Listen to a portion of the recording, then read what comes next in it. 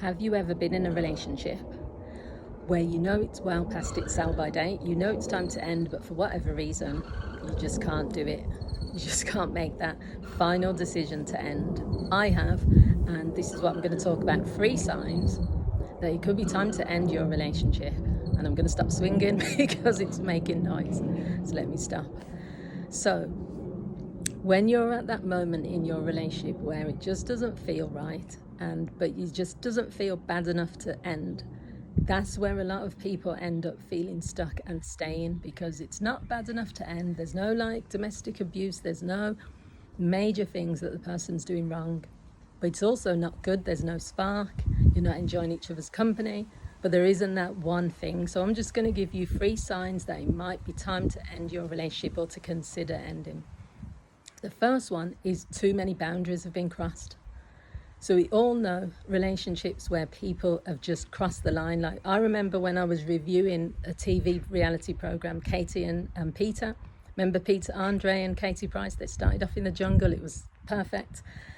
The minute I saw the boundaries, the things they were saying to each other, going too far, I already predicted that they were not going to be together for they were going to last maybe 3 years, but they were not going to be together long term. He was crossing the boundary, talking about, all she's good for is showing her tits or whatever it was, and he was really degrading her based on the fact she used to do page 3. She was saying things to him about you haven't really got any talent, you've only had one. When you go too far and you cross the boundary too much with a person, it means you've lost respect for the person. It means you don't care about them enough to stop and filter what you're saying. So that could be a sign that the relationship has come to an end, because everyone has arguments, everyone has disagreements, but if you go too far too many times, it leaves a hole in that person's heart, and I think there's no coming back from it sometimes.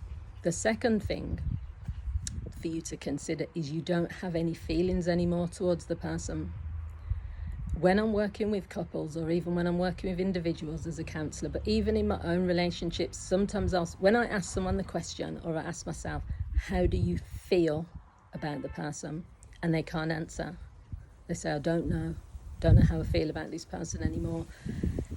That's a big sign, because you should have some feelings. You might say, I don't like the person at the moment, but I still love them. You might say, I'm not as in love with them as I was. But if you really can't connect with how you feel about the person you're in a relationship with, maybe it's time to consider, has it come to the end of the road? And the third reason is you're there for the wrong reasons. You're there out of duty, you're there because of the children, you're there because you've got nowhere to live, you're there because you want to prove everyone wrong. So many people in relationships, when they really think deep down, they're only there to prove something to someone else. They're only there out of duty. They're only there because they'll say things like, well, he's cheated on me 10 times, but if I give up now, I've wasted 15 years. Or, we need to go our separate ways. We're always arguing, but what about the children? But you need to think, really, if that's not it's a real valid reason. But do you want to spend your life being in a relationship with someone just to prove a point to someone else?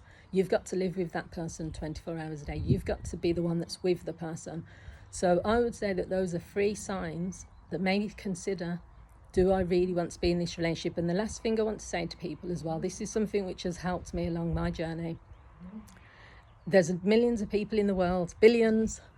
We can, if you're looking to find one person, but you're with the wrong person, you're preventing yourself from finding your love of your life, but you're also preventing that person from finding their match. So the way to look at it is, no one needs to cling or hold on to a person that's not right for them. You will find the one for you, and they will find the one for them. So don't ever stay for the wrong reasons. But I'd love to hear your thoughts. Thanks for watching. Let me know what you think. Bye.